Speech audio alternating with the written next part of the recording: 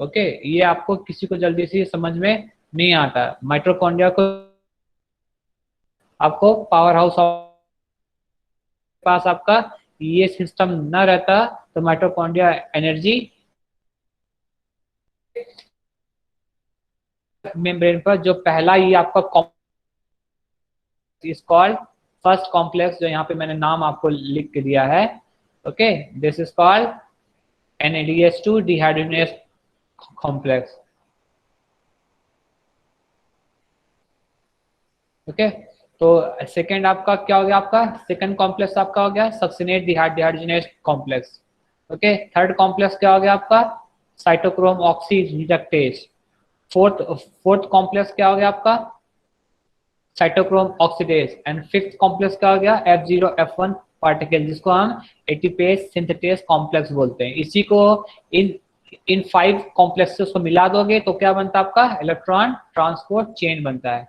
क्या बनता है इलेक्ट्रॉन ट्रांसपोर्ट चेन। अब देखो मैंने इसके अंदर में कुछ चीजें आपको लिख के दी हैं। देखो, तो ये जो आपका पहला वाला जो कॉम्प्लेक्स है इसके अंदर में मैंने FMN लिखा है, तो फ्लेविन मोनो न्यूक्लियोटाइड। इसका नाम क्या है फ्लेविन मोनो न्यूक्लियोटाइड हाइड्रोजनेज। इसका क्या नाम है आयरन सल्फर प्रोटीन। ठीक है, और ये क्या है आपकी यूबी क्यूनोन प्रोटीन है। तो मैं आपको इसके बारे में ये सब अभी आपको इतना ज्यादा जानने की जरूरत नहीं, बस आप इतना जान लो।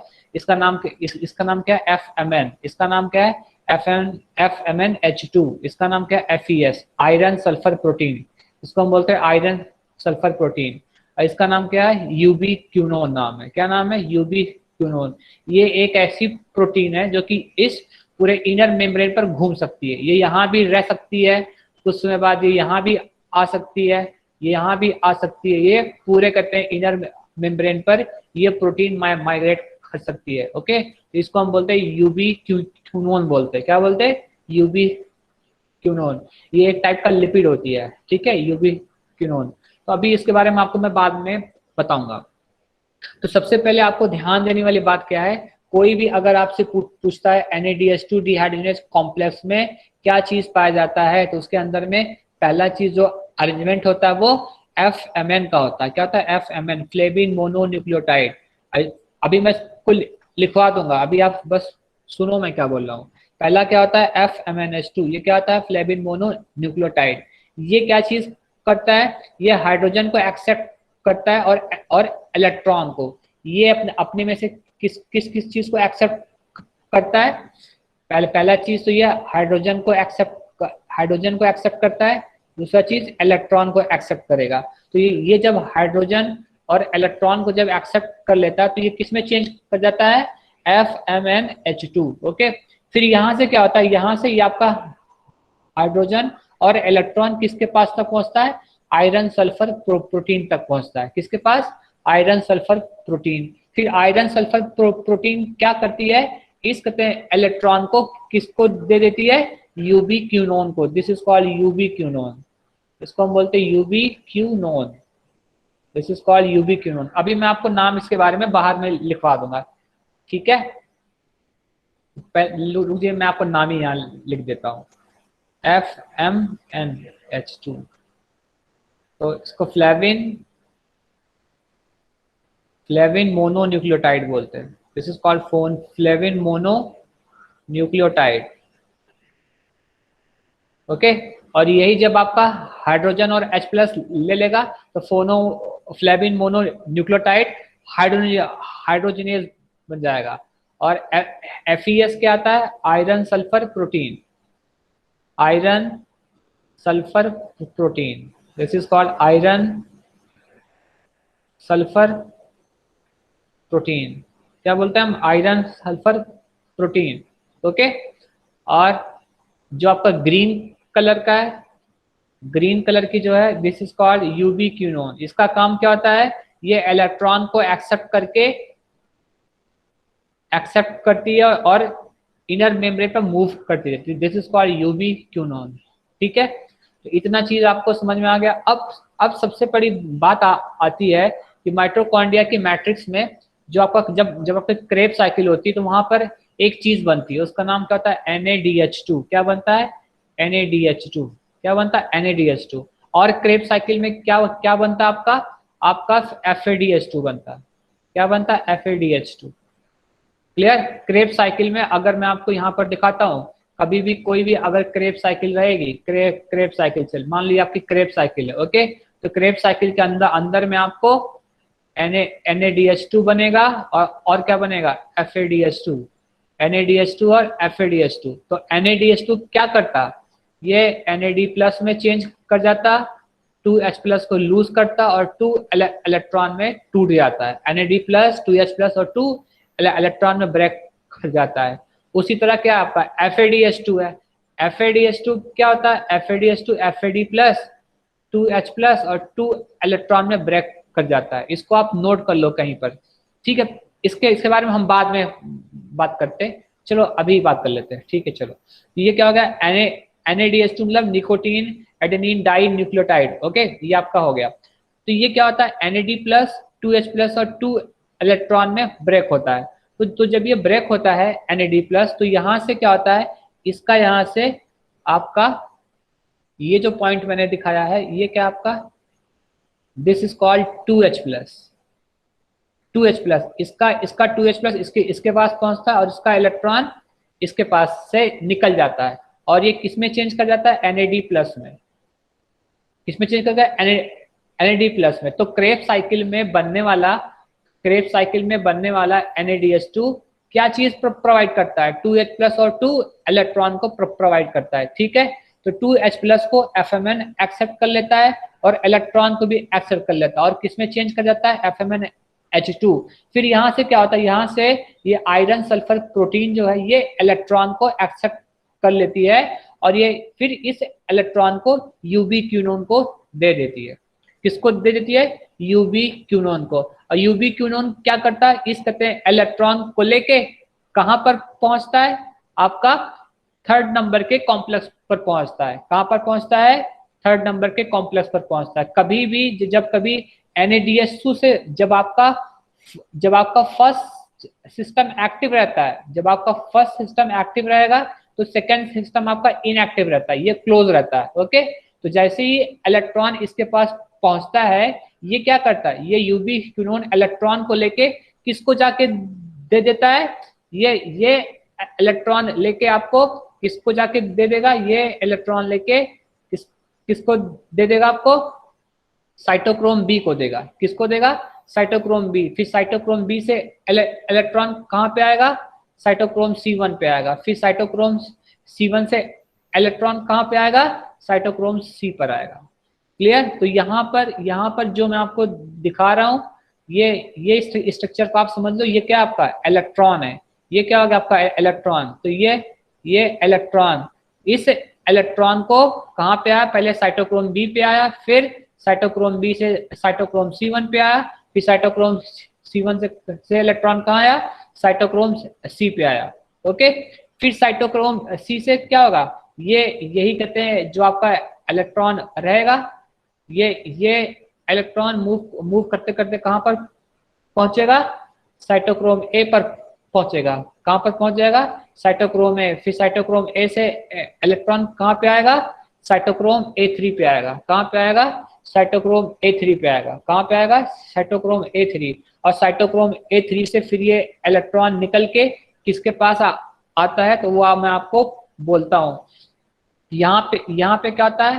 हाफ ऑक्सीजन होता है और प्लस हाइड्रोजन होता है।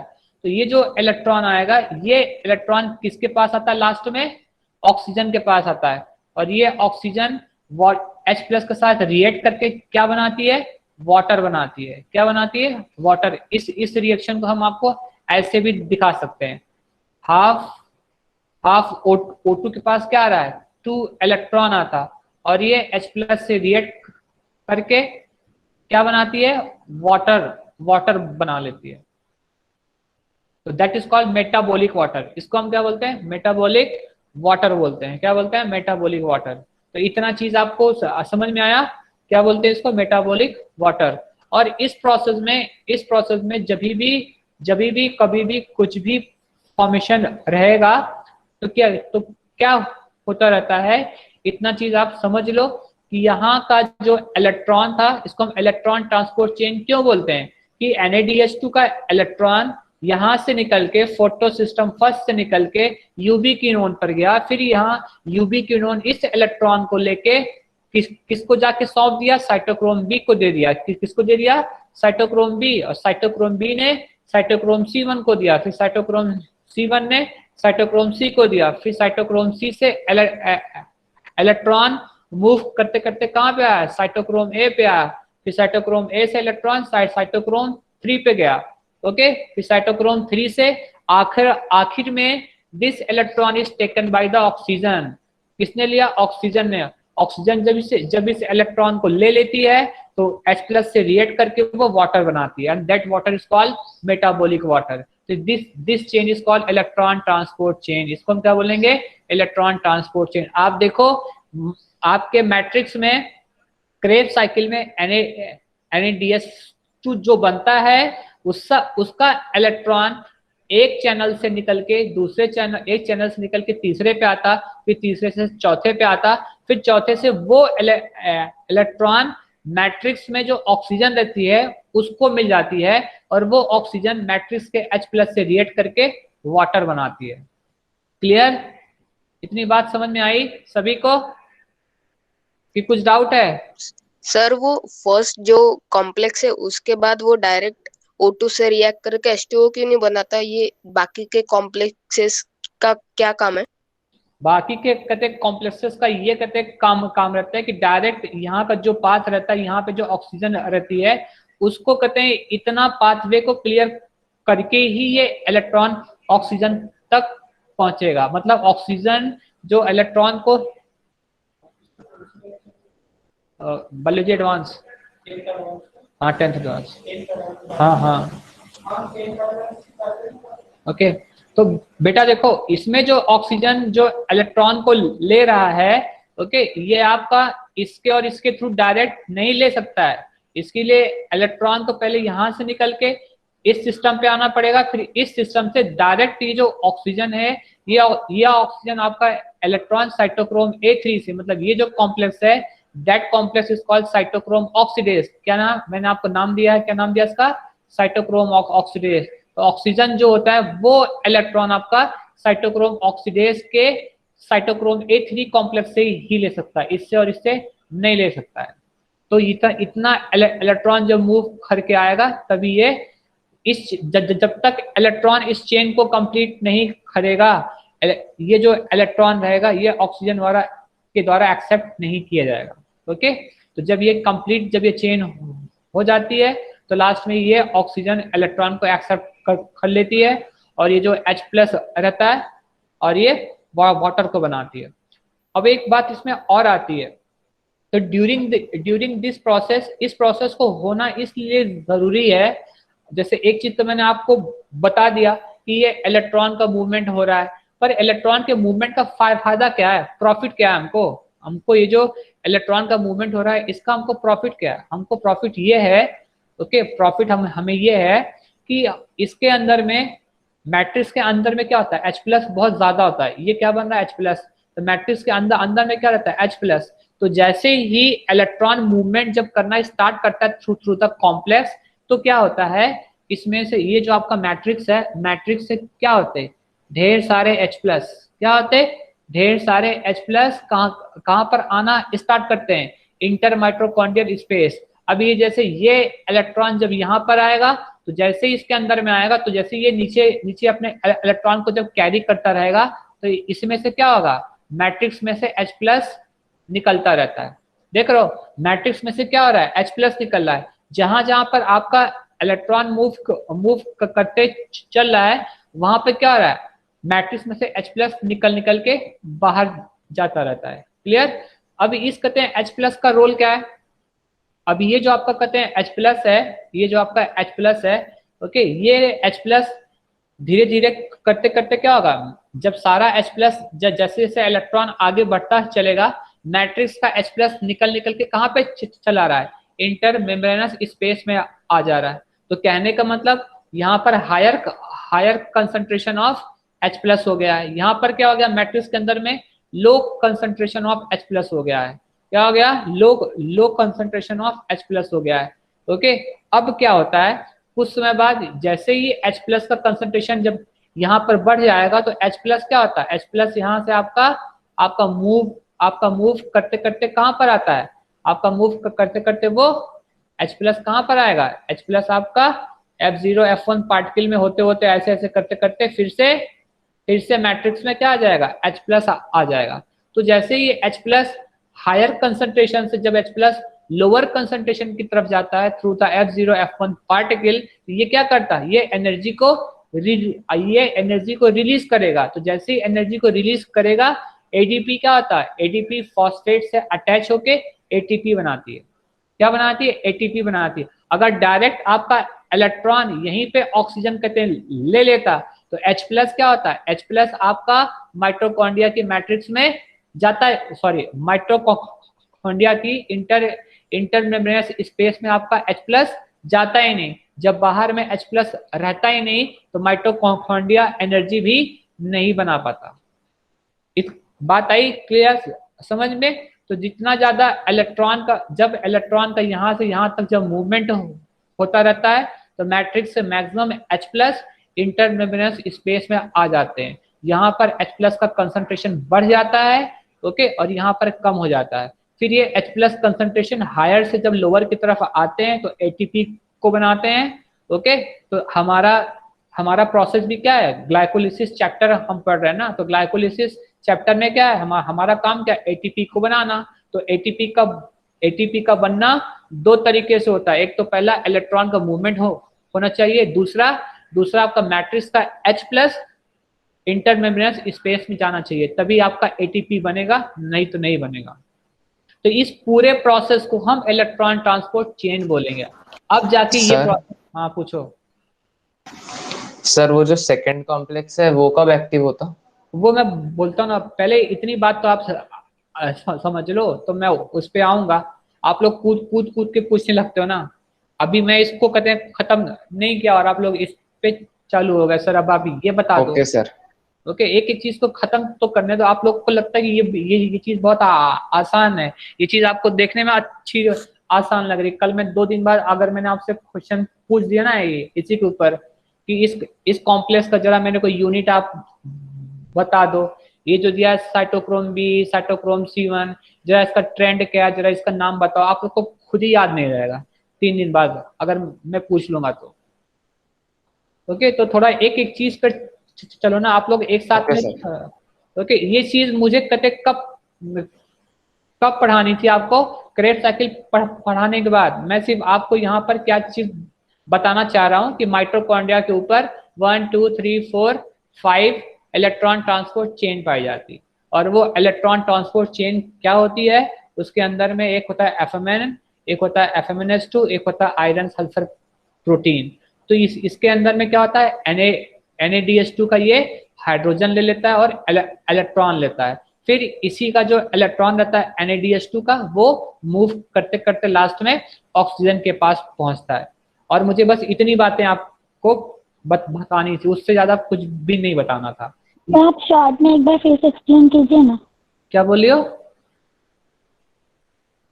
तो शॉर्ट में फिर से एक्सप्लेन कीजिए ना। नहीं, ये पूरा प्रोसेस मैं आपको लास्ट में पढ़ाऊंगा, आफ्टर क्रेब साइकिल पढ़ाने के बाद। मैं इस टॉपिक को क्रेब साइकिल के बाद ही पढ़ाया जाता है। मैं सिर्फ आपको क्या बता रहा हूँ कि माइटोकॉन्ड्रिया की 1 2 3 4 5 जो कॉम्प्लेक्स हैं, मुझको उन कटे कॉम्प्लेक्स की यूनिट के बारे में आपको बताना है बस। और अभी मैं आपको ये सारी रिएक्शंस नहीं बताऊंगा, आप पूछोगे भी तो नहीं बताऊंगा। ओके, अभी मुझे बस ये बताना है कि पहले कटे कॉम्प्लेक्स में क्या कौन कौन सा सिस्टम पाया जाता है। ये साइटोक्रोम बी क्या है, साइटोक्रोम C1 क्या है, साइटोक्रोम C क्या है, साइटोक्रोम A क्या है, साइटोक्रोम A3 क्या है, ये इससे अलग क्यों है, इसमें क्या है, मुझे इनके बारे में आपको बताना है। मुझे आपको रिएक्शंस नहीं बतानी है अभी। रिएक्शंस मैं आपको लास्ट में बताऊंगा आफ्टर क्रेब साइकिल, जब आपको पता चल जाएगा कितने टोटल नंबर ऑफ NADH2 बनता है, कितना टोटल नंबर ऑफ FADH2 बनता है क्रेब साइकिल में, उसके बाद ही मैं आपको बताऊंगा। ठीक है, तो अभी मेरा एम क्या है, तो लास्ट में लिखना होगा ना? नहीं, लिखने वाली बात ही नहीं है। मैं आपको अभी लिखने को कुछ बोल ही नहीं रहा हूँ। ये मैंने आपको क्या बोला, आप इस नेम को लिख लो और इतना आप जान के रखो, इसको first complex, second complex, third complex, fourth और फिफ्थ बोलते हैं, ठीक है, इतना आप जान के रखो। अभी मैं आपको जो चीजें बता रहा हूँ उसमें से आप बस इतना समझ के रखो, इस कॉम्प्लेक्स को आप बाहर में कहीं आप इसको बना लो, इसको आप ड्रॉ कर लो, बस आप इसमें आप इतना करते हैं ड्रॉ कर लो कि इसके पास H+ आता है, इसके पास इलेक्ट्रॉन आता है, इसके अंदर में FMN होता है, इसके अंदर में आयरन सल्फर प्रोटीन होता है, इतना बना के आप रख लो अलग से कहीं बाहर में, ऐसे करके आप अगर आप चाहो तो बाहर में आप ऐसे ऐसे एक बॉक्स बनाओ, ठीक है, उस बॉक्स के अंदर में आप ऐसे करो, FMN बनाओ, फिर क्या बनाओ, FMNH2 बनाओ, फिर आपका FeS बनाओ, ओके, और इसके अंदर में जो आपका यहाँ पर NaDH2 रखो, जो मैं सिखा रहा हूँ बस आप उतना ही रखो अभी, 2H+ और इससे क्या आ रहा है आपका 2 इलेक्ट्रॉन आ रहा है, तो that complex is called NaDH2 complex, इसको हम बोलेंगे NaDH2 कॉम्प्लेक्स। तो इतना आप करके लिख के आप इसको रख लो, ये आपका क्या हो गया, NaDH2 कॉम्प्लेक्स हो गया। सर जो H+ आयंस रिलीज होते हैं NaDH2 के बाद, तो वो भी यूबिक्विन के द्वारा ही जाते हैं? कौन ये, हाँ, ये मैक्सिमम जो कहते हैं H+ रहते हैं यहाँ तक आते हैं, उसके बाद ये इलेक्ट्रॉन और H+ को लेता है, बाद में ये H+ को खुद बाहर की तरफ फेंक देता है, ठीक है। ये रिएक्शंस मैं आपको बोल रहा हूँ, क्या बोल रहा हूँ मैं आपको, ये रिएक्शंस के बारे में बाद में बताऊंगा, आज मेरा एम क्या है, आपको इन चैनल्स के बारे में बताना, ठीक है। तो अभी इस चैनल को आप नोट कर लो, ये पहला चैनल हो गया आपका, इसको आप लिख लो। तो इस चैनल में किसका यूज करते हो आप, NaDH2 का यूज करते हो, किसका यूज करते हो, NaDH2 को, और ये कहां पर बनता है, ये आपका क्रेब्स साइकिल में बनता है, और कितना बनता है, जब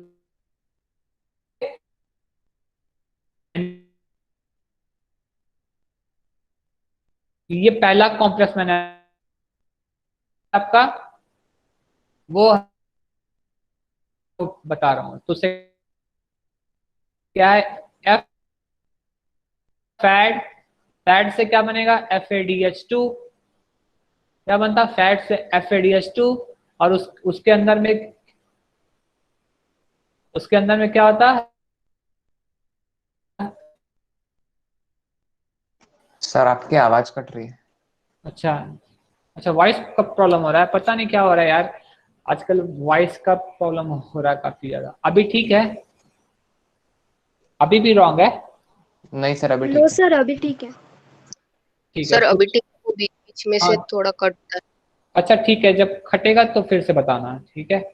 तो ये जो सिस्टम है, ये सेकेंड सिस्टम है, ये सेकेंड, ये this is first, this is second system. इसमें क्या होता है, ये दोनों सिस्टम कभी साथ में वर्क नहीं करते, क्यों, क्योंकि इसके अंदर में जो भी चीजें आती हैं ये NaDH2 से ऑपरेट होता है, और ये सिस्टम किससे ऑपरेट होता है, FADH2 से ऑपरेट होता है। ये सिस्टम किससे ऑपरेट करता है, FADH2 से। तो इसमें क्या होगा, इसमें से इसको 2H+ मिलेगा और यहाँ से इसका 2 इलेक्ट्रॉन जाएगा। तो ये सिस्टम क्या होता है, ये सिस्टम आपका FADH2 से एक्टिव होता है और ये सिस्टम आपका NaDH2 से एक्टिव होता है, ये दोनों का अंतर है, ओके। और सेकेंड थिंग मैंने आपको क्या बताया था, डिहाइड्रोजनेज कॉम्प्लेक्स बोलते हैं, क्या, dehydrogenase complex, this is called succinate dehydrogenase complex, this is called succinate dehydrogenase complex, okay. और मैंने आपको एक चीज बताई थी, याद है, कि क्रेब्स साइकिल कहां पर, सर आपकी आवाज अटक रही। Yes sir. मैंने आपको कहां पे होते हैं, लिखवा के दिया था ना मैंने आपको, कहां पे दिया सर था, क्या? All the enzymes of present in, sir अब क्या आवाज कट रही इन है? मैट्रिक्स। हाँ, एक्सेप्ट, सक्सीनेट सक्सीनेट सक्सीनेट हाँ, ये डिहाइड्रोजनेस। देखो, ये मैंने आपको लिखवा के दिया था, ठीक है। ये देखो, उस दिन जब आपको मैट्रिक्स पढ़ा रहा था तो मैट्रिक्स में मैंने बोला था क्रेब्स साइकिल के enzymes, all Krebs cycle enzymes are present in the matrix except succinate dehydrogenase, okay। तो succinate dehydrogenase का जो एंजाइम रहता है वो कहां पर पाया जाता है, माइटोकॉन्ड्रिया की आउटर मेम्ब्रेन पर। कहां पर पाया जाता है, माइटोकॉन्ड्रिया की आउटर, सॉरी माइटोकॉन्ड्रिया की, मतलब ये जो मैट्रिक्स है, इस मैट्रिक्स में सक्सिनेट डिहाइड्रोजनेज का एंजाइम नहीं पाया जाएगा, उसका एंजाइम आपको यहाँ पर मिलेगा, माइटोकॉन्ड्रिया की इनर मेम्ब्रेन पर रहेगा। कहां पर रहेगा, माइटोकॉन्ड्रिया की इनर मेम्ब्रेन पर रहेगा। इसका जो एंजाइम है निकोटीना डिहाइड्रोजनेज वाला एंजाइम, वो मैट्रिक्स में रहेगा, इसका एंजाइम मैट्रिक्स में रहेगा, इसका एंजाइम मैट्रिक्स में रहेगा, पर सिस्टम 2 का जो एंजाइम रहेगा वो माइटोकॉन्ड्रिया की इनर मेम्ब्रेन पर रहेगा। That's point is very important. जब मैंने नीट का एग्जाम दिया था अपने टाइम पर तो ये मेरे को क्वेश्चन आया था, ठीक है। तो क्रेब जितने भी इलेक्ट्रॉन ट्रांसपोर्ट चेन है उनके जो भी कुछ एंजाइम्स हैं वो सब क्या है, मैट्रिक्स में, एक्सेप्ट सक्सिनेट डिहाइड्रोजनेज। आपका मतलब कॉम्प्लेक्स नंबर 2 का जो एंजाइम है वो माइटोकॉन्ड्रिया की इनर मेम्ब्रेन पर होता है। कहां पे होता है, माइटोकॉन्ड्रिया की इनर मेम्ब्रेन पर। इसको आप लिख सकते हो, ठीक है। तो अब आपको एक चीज और बतानी है मुझे। तो क्रेब साइकिल में मैंने आपको अभी क्या बोला था कि जब भी कभी क्रेब साइकिल होगी तो क्रेब साइकिल में आपका NADH2 बनता, FADH2 बनता, क्या क्या बनता, NADH2 बनता और FADH2 बनता, और आपका ATP भी बनता है। तो ठीक है, अब आपसे एक बात क्वेश्चन आपको और दे रहा हूं। तो NADH2 जो रहता है वो हमेशा किस सिस्टम के पास जाता है, फर्स्ट सिस्टम के पास जाता है, ओके। वो सर आवाज अटक टू रही के पास, सर आपकी आवाज अटक रही। ओके, अच्छा ठीक है बेटा, अभी देखो, ठीक है। Yes yes. ठीक है, तो यस हाँ सर। अभी देखो इसमें तो आपको दो चीज पता हुआ, ये आपकी क्रेब साइकिल है। तो क्रेब साइकिल कहाँ पे होती है, मैट्रिक्स में होती है। क्रेब साइकिल कहाँ होती है, मैट्रिक्स में होती है। तो क्रेब साइकिल से जो NADH2 बनेगा वो सिस्टम नंबर फर्स्ट, मतलब इलेक्ट्रॉन ट्रांसपोर्ट के सिस्टम फर्स्ट पे जाएगा, और FADH2 जो बनता है वो इलेक्ट्रॉन ट्रांसपोर्ट के सिस्टम नंबर 2 पे जाता है। ये दोनों का जमीन आसमान का अंतर है और ये आपको पता रहना चाहिए, ठीक है। तो FADH2 सिस्टम हमेशा, मतलब जो आपका सक्सिनेट डिहाइड्रोजनेज का जो कॉम्प्लेक्स एक्टिव होगा, और जो NADH2 का जो कॉम्प्लेक्स है वो NADH2 से एक्टिव होगा। क्लियर। अब एक बात और, जमीन आसमान की बात आप समझ लो। ये जो लिखवा रहा हूं इसको आप लिख लेना। NADH2 जो रहता है उससे हमेशा आपको 3 ATP मिलती है। कितनी मिलती है, 3 ATP। ये जो NADH2 रहता है, जब ये आपका NADH2 जब ये ब्रेक होगा, जब ये इलेक्ट्रॉन ट्रांसपोर्ट में जब इससे इलेक्ट्रॉन जाएंगे ना, तो वो कितनी ATP बनाते हैं, 3 ATP बनाते हैं। और FADH2 के इलेक्ट्रॉन जब इलेक्ट्रॉन ट्रांसपोर्ट चेन में जाएंगे तब कितने ATP बनाते हैं, 2 ATP बनाते हैं। इट्स वेरी इंपॉर्टेंट पॉइंट, इसको आप नोट करके रख लो। ये जो मैंने लिखा ये कॉम्प्लेक्स आप लिख लो, ये बना लो, ओके। फिर आपको समझ में आ जाएगा कि सक्सिनेट पर FADH2 आता और NADH2 कॉम्प्लेक्स पर NADH2 आता। दोनों में डिफरेंसेस क्या है कि NADH2 फर्स्ट पर जाता है, FADH2 सेकंड कॉम्प्लेक्स पर जाता है, और फिर दूसरा डिफरेंस क्या है कि NADH2 से आपको 3 ATP मिलती है और FADH2 से आपको 2 ATP मिलती है। और ये कैसे मिलती है तो मैं आपको एकदम लास्ट में, इस चैप्टर के लास्ट में आपको इसको बताऊंगा, ठीक है। इतना सर आप एक इसे बता सकते क्या कि सक्सीनेट डिहाइड्रोजनेस कहाँ पे काम कर, कहाँ पे काम करता, मतलब सर मतलब वो कहाँ पे प्रेजेंट। बताया तो मैंने यार, बता तो रहा हूँ कि succinate dehydrogenase inner mitochondrial membrane पर रहता है। लिख लो आप, ठीक है। फिर से मैं लिख दे रहा हूँ, आप लोग भूल जा रहा हो। Succinate dehydrogenase complex, succinate dehydrogenase enzyme, okay. Succinate dehydrogenase enzyme is located is located at inner mitochondrial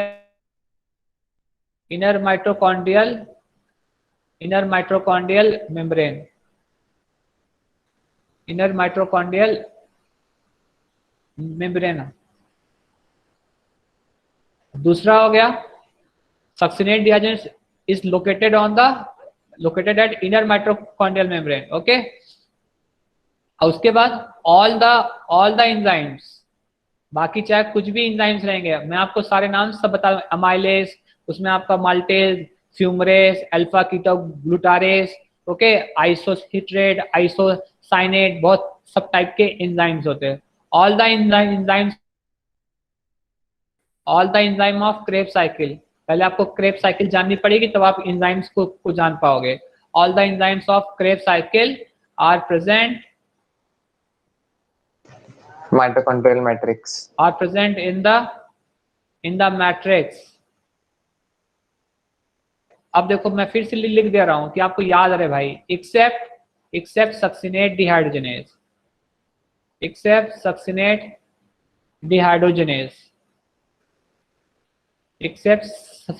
dehydrogenase. इसको आप नोट कर लो दोनों पॉइंट. इसके ऊपर कई बार एमसीक्यू क्वेश्चंस पूछे गए हैं, आपको बुक्स में भी मिल जाएंगे. इसके ऊपर भी एमसीक्यू क्वेश्चन पूछे गए हैं. ठीक है, ये आप नोट कर लो.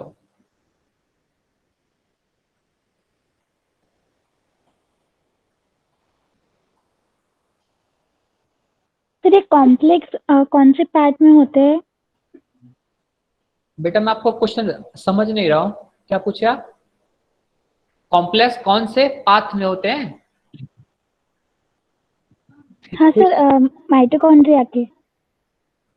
अच्छा, माइटोकॉन्ड्रिया के किस पार्ट में होते हैं? या आपकी मैंने डायग्राम क्या हाँ बनाया? सर, पार्ट में. बताओ ना, ये डायग्राम क्या है? ये डायग्राम क्या है बताओ आप. मतलब इनर मेम्ब्रेन पर. हाँ, दिख इनर रहा है? मेम्ब्रेन पर. हाँ, तो मैंने आपको खुद ही, this is outer membrane, this is outer membrane, this is inner membrane. आपकी ये क्या हो गई? इनर मेम्ब्रेन हो गई. क्लियर? ये आउटर मेम्ब्रेन, ये इनर मेम्ब्रेन, और ये मैट्रिक्स हो गया. इसलिए तो इतना बड़ा बनाया कि आपको दिखाई पड़े. अच्छा मान लो, हाँ बोलो. वो यस सर. प्रोटीन का क्या काम है सर, वापस बता सकते हैं? क्या बोले? सर वो एफईएस प्रोटीन का वापस बता सकते हैं कि क्या काम है? ये देखो क्या, इलेक्ट्रॉन ट्रांसपोर्ट चेन. इसने इलेक्ट्रॉन इससे लिया, यहाँ का इलेक्ट्रॉन यहाँ गया, यहाँ का इलेक्ट्रॉन यहाँ गया. इसने क्या किया? इलेक्ट्रॉन को उठा के इस कॉम्प्लेक्स से उठा के यूबी क्यूनोन को दे दिया. यही इसका फंक्शन है. इसको हम आयरन सल्फर प्रोटीन बोलते हैं. आयरन सल्फर प्रोटीन ये क्या करती? इलेक्ट्रॉन को उठा के यूबी क्यूनोन को दे देती है, और यूबी क्यूनोन इसको लेके भगने लगता है. ये भगते भगते जाएगा और किसको कहते हैं? इलेक्ट्रॉन देगा साइटोक्रोम बी को, फिर साइटोक्रोम बी साइटोक्रोम C1 को देगा, फिर साइटोक्रोम C1 को साइटोक्रोम C तक आएगा. फिर यहाँ से ये कहते हैं इलेक्ट्रॉन इस पे आएगा, यहाँ से यहाँ, फिर लास्ट में ऑक्सीजन आएगा. तो किसी भी कॉम्प्लेक्स से इलेक्ट्रॉन को निकालना कौन उसको देता है? यूबी क्यूनोन को, तो FeS देता है. यहाँ भी क्या है? FeS. ओके, तो ये सिस्टम और ये सिस्टम कब आपका एक्टिव होगा? यहाँ पर NADH2 है, तो पहला सिस्टम NADH2 से एक्टिव होता है, दूसरा वाला सिस्टम FADH2 से एक्टिव होता है. तो ठीक है, तो दोनों सिस्टम कभी भी साथ में एक्ट नहीं करेंगे. अगर ये कहते हैं एक्ट कर रहा होगा तो ये आपका बंद होगा, जब ये कहते हैं एक्ट करेगा तो ये बंद रहेगा. देखो, जब यहां से इलेक्ट्रॉन जब मूव करते करते यहां तक पहुंचता है तो 3 ATP बनती है. जब आपका मैंने अभी देखो नीचे में क्या आपको लिखा के दिया है, नीचे में यहाँ देखो क्या लिखा है, NADH2 के एक कहते हैं NADH2 से आपको 3 ATP बनती है. ओके, तो जब NADH2 का इलेक्ट्रॉन यहाँ से मूव करते करते यहाँ से यहाँ तक आएगा तो आपकी F0F1 पार्टिकल पर 3 ATP बन जाएगी. और लेकिन जब आपका FADH2 एक्टिव होगा, कौन एक्टिव होगा? तो FADH2 यहाँ से एक्टिव होगा, तो इसका इलेक्ट्रॉन यहाँ से यहाँ, जब यहाँ से यहाँ पहुंचेगा तो इस F0F1 पर 2 ATP बनती है. कितनी बनती है? 2 एटीपी बनती है, यहाँ पर कितनी बनेगी आपकी 2 एटीपी। वही चीज मैंने आपको लिखा के दिया है, देखो ये NADH2 से आपको 3 एटीपी बनेगी और FADH2 से आपको 2 एटीपी बनेगी। अब इसके पीछे का रीजन क्या है ये मैं आपको लास्ट के में आपको इसके बारे में बोलूंगा, अभी आपको नहीं बताने वाला हूँ, ठीक है। बस आप इतना समझ के रखो, NADH2 से आपको 3 एटीपी मिलेगी, FADH2 से आपको 2 मिलेगी। और क्यों मिलेगी इसका आंसर मैं आपको लास्ट में दे दूंगा। It depend upon the hydrogen ion concentration. बस मैं इतना आपको डाउट दे रहा हूँ, ये किस पे डिपेंड करता है, हाइड्रोजन पर। जितना हाइड्रोजन आएगा उतनी एटीपी बनेगी। क्लियर। अब एक क्वेश्चन आपसे ये पूछता हूं, अगर आप माइटोकॉन्ड्रिया की आउटर मेम्ब्रेन को निकाल लो तब क्या होगा?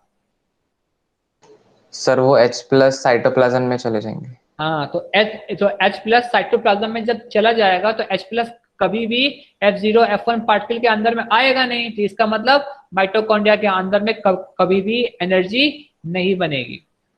ओके, माइटोकॉन्ड्रिया एनर्जी तभी बना सकता है जब उसकी आउटर मेम्ब्रेन इंटैक्ट रहे। अगर वो आउटर मेम्ब्रेन क्या हो जाए, ब्रेक खट जाएगी, तो माइटोकॉन्ड्रिया उतना अच्छे से एटीपी नहीं बना पाएगा, क्योंकि ATP formation is depend upon the hydrogen ion concentration.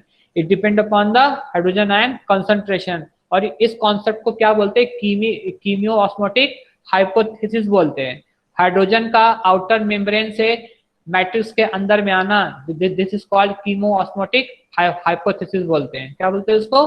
Chemo osmotic hypothesis. ये मैं आपको लास्ट में बताऊंगा, ठीक है, एकदम लास्ट में। तो बस अभी आपको यहाँ पर आपको क्या जानना है, कॉम्प्लेक्स। तो पहला कॉम्प्लेक्स आप जान गए हो, इसका यूनिट ये है। दूसरे का यूनिट ये है, इसके अंदर में FADH2 एक्ट करता रहता है, इस पे आपका NADH2 आता रहता है। इससे आपको 3 एटीपी मिलेगा। जब ये सिस्टम ऐड करेगा तो आपको 3 एटीपी मिलेगा, जब ये ऐड करेगा तो आपको 2 एटीपी मिलेगा। इतनी बातें मैंने आपको मोटी मोटी बोल दी। अब हम किसकी बात कर रहे हैं, साइटोक्रोम। ये जो कॉम्प्लेक्स है इसका नाम क्या है, इस कॉम्प्लेक्स का नाम क्या है, इस कॉम्प्लेक्स का नाम, थर्ड वाला जो आपका कॉम्प्लेक्स है उसका नाम क्या है, बोलो। Cytochrome oxygen reductase. हाँ, साइटोक्रोम ऑक्सी रिडक्टेज। ओके, तो पहले आपको हीमोग्लोबिन का स्ट्रक्चर आता है, हीमोग्लोबिन का? No sir. नो क्या सर। होता है, देखो हीमोग्लोबिन जो होता है आपका, उसका स्ट्रक्चर में क्या होता है, पहले आपकी आरबीसी होती है। क्या होती है? आरबीसी। तो पहले आप हीमोग्लोबिन का स्ट्रक्चर देख लो, ठीक है। तो हीमोग्लोबिन के सबसे सेंटर में क्या होता है, आयरन होता है, और वो आयरन 2+ के फॉर्म में होता है, फेरस के फॉर्म में होता है। और इसके ऊपर एक पायरोल ग्रुप, फिर दूसरा पायरोल ग्रुप, फिर इस तरह करते करते तीसरा पायरोल ग्रुप। ओके, ये, और फिर आपका क्या होता है, चौथा pyrrole group. This is called 1 2 3 4 pyrrole. ये क्या, पायरोल रिंग्स है आपकी, और ये आयरन है। और इसके ऊपर यहाँ पे क्या रहता है, अल्फा चेन, 2 अल्फा चेन रहती है, और फिर आपकी दिस इज बीटा चेन। ये आपका होता है हीमोग्लोबिन। ये पूरा स्ट्रक्चर क्या होता है आपका, हीमोग्लोबिन।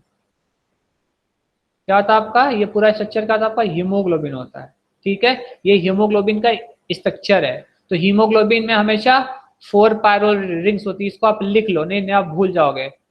4 पायरोल रिंग होती है किसके अंदर में, हीमोग्लोबिन के अंदर में। 4 पायरोल रिंग, एक आपका आयरन रखता है फेरस फॉर्म, क्या बोलते हैं हम, फेरस फॉर्म में रहता है। और आपकी 2 अल्फा चेन और 2 बीटा चेन रहती है। कितनी रहती, 2 अल्फा चेन और 2 बीटा चेन रहती है। क्लियर।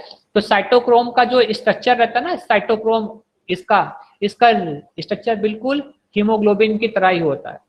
क्या रहता है, हीमोग्लोबिन की तरह ही इसका स्ट्रक्चर रहता है साइटोक्रोम का। पर इसमें डिफरेंसेस क्या रहते हैं, इसके अंदर में जो डिफरेंस रहता है, इसके अंदर में आपका आयरन फेरिक फॉर्म में रहता है। ओके, कभी वो फेरस के फॉर्म में आएगा और कभी वो फेरिक के फॉर्म में आएगा। तो अगर मैं इस स्ट्रक्चर आपको इसका बना के दूं, ओके,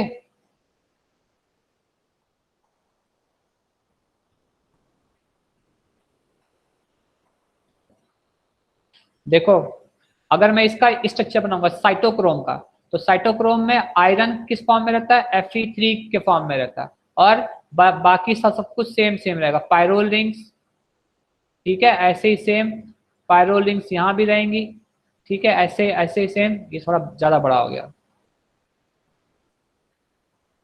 ठीक है, पहले मैं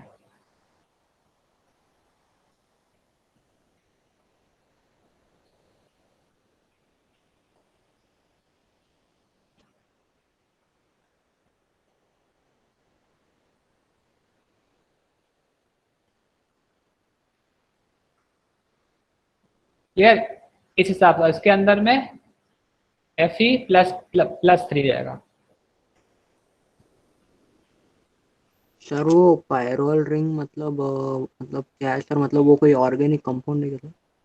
अब भाई ये कहते हैं रिंग होती है, तो आप जान लो, अब इसको जाना, आप केमिस्ट्री में टीचर हूँ, मैं सिर्फ आपको इतना बता सकता हूँ कि हाँ भाई बायोलॉजी का हीमोग्लोबिन है, इसका ये ऐसे ऐसे ऐसे ये फॉर्म होती है। अब आप मुझसे पूछोगे सर ये आयरन है, तो सर ये फेरस है, ये सब फेरिक है, सर दोनों का अंतर बताओ, तो ये सब आप ऑर्गेनिक में जाके पढ़ो या इनऑर्गेनिक केमिस्ट्री में पढ़ो। तो फेरस और फेरिक के बारे में बस इतना ही बोल सकता हूँ। जो Fa2+ होता है उसको फेरस बोलते हैं। अब इसके बारे में आपको ऑर्गेनिक केमिस्ट्री में जाके पढ़ो कि बेंजीन रिंग क्या है, पायरोल रिंग क्या है, एंथ्रासीन क्या होती है। ओके, तो रिंग्स वगैरह आपको ऑर्गेनिक केमिस्ट्री में सब मिल जाएगा। ओके आप सर। सारा नॉलेज आप मेरे से ही लेने की कोशिश करोगे तो मैं कहाँ से दूंगा, मैं तो सिर्फ बायोलॉजिकल पार्ट को बोल सकता ना। ये आपका क्या क्या हो गया, Fe3+ हो गया, ठीक है, और इसके ऊपर आपकी alpha chains, alpha chains, alpha chains, और ये आपकी यहाँ पर क्या हो जाएगी, बीटा चेन्स। तो ये हीमोग्लोबिन जो होता है this is called conjugated protein होती है, this is called conjugated protein. इसे हम बोलते हैं क्या, कॉन्जुगेटेड प्रोटीन। तो साइटोक्रोम ऑक्सी रिडक्टेज क्या होता है, जस्ट बिल्कुल हीमोग्लोबिन की तरह होता है, लेकिन इसके अंदर में जो क्या रहता है आपका Fe+3 के फॉर्म में है, इसको हम बोलते हैं, इसको हम बोलेंगे फेरिक फॉर्म, इसको हम बोलते हैं फेरिक फॉर्म में।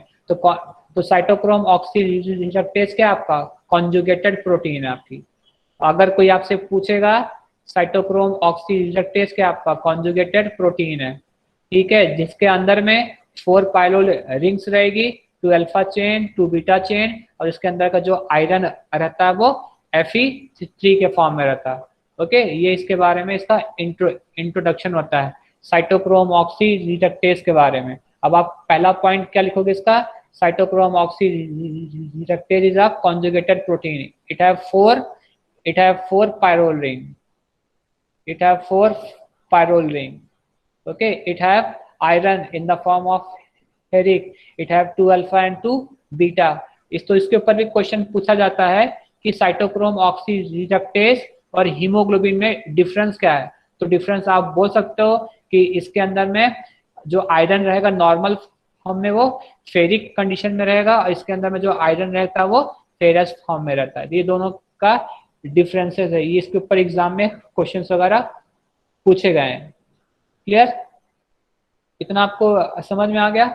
अब देखो, तो अभी जो आपके साइटोक्रोम है, तो साइटोक्रोम कौन कौन से मैंने आपको दिए, एक दिया मैंने साइटोक्रोम, क्या दिया हूं मैं, पहला जो आपको दिया इसके अंदर में, ओके, साइटोक्रोम बी दिया हूं, फिर साइटोक्रोम सी दिया, और फिर क्या दिया मैंने, साइटोक्रोम सी। तो इलेक्ट्रॉन हमेशा साइटोक्रोम बी पे आएगा, फिर इलेक्ट्रॉन यहां से साइटोक्रोम सी पे आएगा, फिर साइटोक्रोम सी से, सॉरी इसको हम साइटोक्रोम C1 बोलते हैं, this is called cytochrome C1। ये नंबर दिया गया है, इसके पीछे कोई आपको स्पेसिफिक वो नहीं है इसके सर सी के पहले C1 दिया गया, तो ये आपके नंबर दिए, इसके पीछे कोई रीजन नहीं है। तो जो आपको साइंटिस्ट लोगों ने इसको एक इलेक्ट्रॉन ट्रांसपोर्ट को रिप्रेजेंटेशन के फॉर्म में दिया, तो पहला वाले को हम क्या बोलेंगे, cytochrome B, this is called cytochrome C1, this is called cytochrome C. तो इलेक्ट्रॉन यहाँ से यहाँ आएगा, यहाँ से यहाँ आएगा, और साइटोक्रोम का स्ट्रक्चर क्या होता है ये मैं आपको बता चुका हूँ। ये कैसा होता है, कॉन्जुगेटेड प्रोटीन की तरह होता है, लमसम ये हीमोग्लोबिन की तरह ही होता है। अब इसको आप नोट कर लो, अगले क्लास में आना तो कुछ नया बताऊंगा, ठीक है।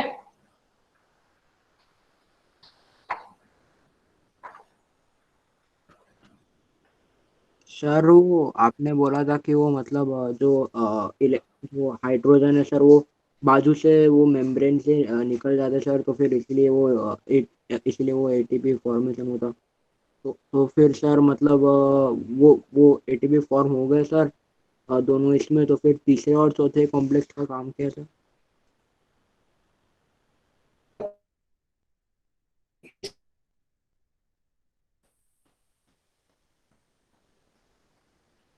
देखो ये जो कॉम्प्लेक्स है ना, यहाँ से भी हाइड्रोजन निकलता है, यहाँ से भी निकलता है और यहाँ से भी निकलता है।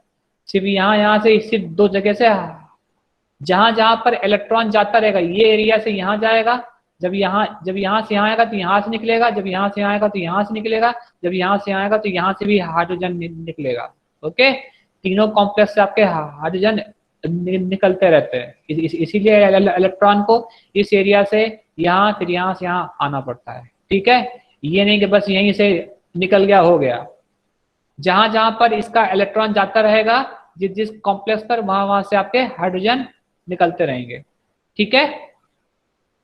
सर हाँ बोलो। सर साइटोक्रोम सी से साइटोक्रोम ए पे जब इलेक्ट्रॉन जाता तो वो भी यूनिक यूनियन के साथ ही जाता क्या? नहीं नहीं, यूबिक, जब यहाँ से यहाँ तक जब आपका इलेक्ट्रॉन जाएगा तो यूबिक किनोन इसको इलेक्ट्रॉन दे के ये अपने फॉर्म में फिर से वापस उस जगह पर ये वापस आ जाता है, ठीक है। सर तो आज ओके सर। भाई सुनो, आज के लिए इतना रखो, क्योंकि इसके बाद मेरा अभी दूसरा कहते हैं क्लास है। ओके, इसके बाद जस्ट 5 मिनट ओके बाद सर। मेरा कहते हैं दूसरा क्लास है, तो अगली क्लास में आऊंगा, तो आप अपने डाउट्स को पूछ लेना, ठीक है। Bye sir. हाँ बाय। बाय। Bye sir.